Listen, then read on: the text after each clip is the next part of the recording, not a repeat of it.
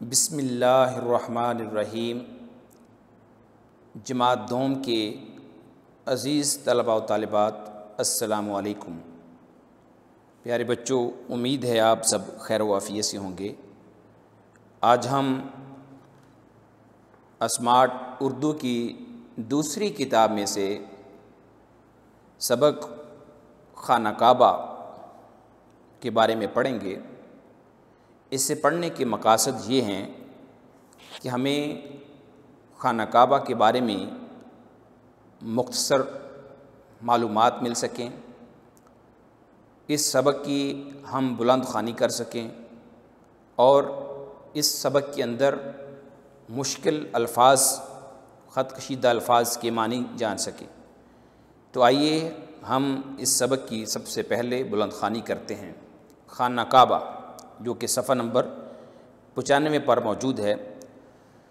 خانہ کعبہ سعودی عرب کے شہر مکہ میں ایک بہت خوبصورت اور پیارا گھر سیاہ رنگ کے غلاف میں لپٹا ہوا ہے۔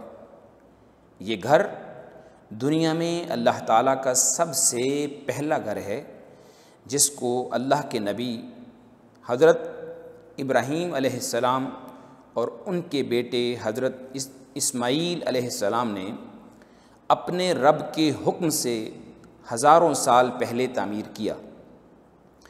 جس جگہ یہ گھر بنایا گیا وہاں ارد گرد چھوٹی چھوٹی پہاڑیاں تھیں اور ہر طرف ریت ہی ریت تھی۔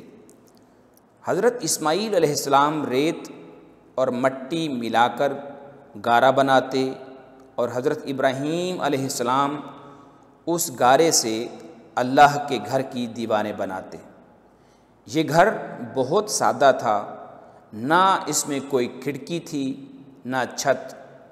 یہ 4 دیواروں کا ایک کمرہ تھا، لیکن وقت گزرنے کے ساتھ ساتھ اس گھر میں تبدیلی آتی رہی۔ اسلام آنے کے بعد اللہ کے گھر کو اللہ کے آخری نبی حضرت محمد صلی اللہ علیہ وآلہ وسلم نے پھر سے آباد کیا اور اپنی زندگی کا پہلا اور آخری حج ادا کیا۔ تمام صاحب حیثیت مسلمانوں پر زندگی میں ایک بار حج فرض ہے، اس لیے ہر سال لاکھوں مسلمان حج ادا کرنے کے لیے اللہ کے گھر جاتے ہیں، خانہ کعبہ یعنی اللہ کے گھر کا طواف کرتے ہیں اور اللہ سے اپنے گناہوں کی معافی مانگتے ہیں۔ عزیز طلباء و طالبات، ہم نے سبق کی بلند خوانی کی۔ آئیے اس کے اندر جو مشکل الفاظ ہیں ان کے معنی دیکھتے ہیں۔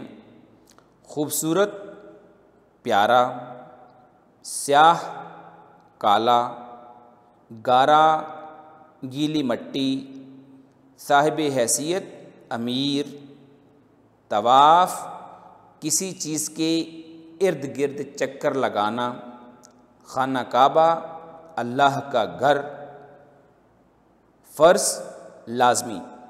عزیز طلباء و طالبات، آپ کی ووکیبلری کو بڑھانے کے لیے اور ذخیرہ الفاظ کو بڑھانے کے لیے ایک لفظ کا انہوں نے اس میں اضافہ کیا ہے، جہالت، بے علمی۔ یہ لفظ اس میں استعمال تو نہیں ہوا، لیکن فقط آپ کے ذخیرہ الفاظ کو بڑھانے کے لیے اس میں دے دیا گیا ہے۔ جی عزیز طلباء طالبات، آپ نے اس سبق کی بلند خوانی کرنی ہے۔ اس کے اندر جو مشکل الفاظ ہیں اس کے معنی کو یاد کرنا ہے اور مشکل الفاظ کے معنی کو آپ نے اپنی کاپی اور نوٹ بک کے اندر تحریر بھی کرنا ہے۔ اللہ حافظ۔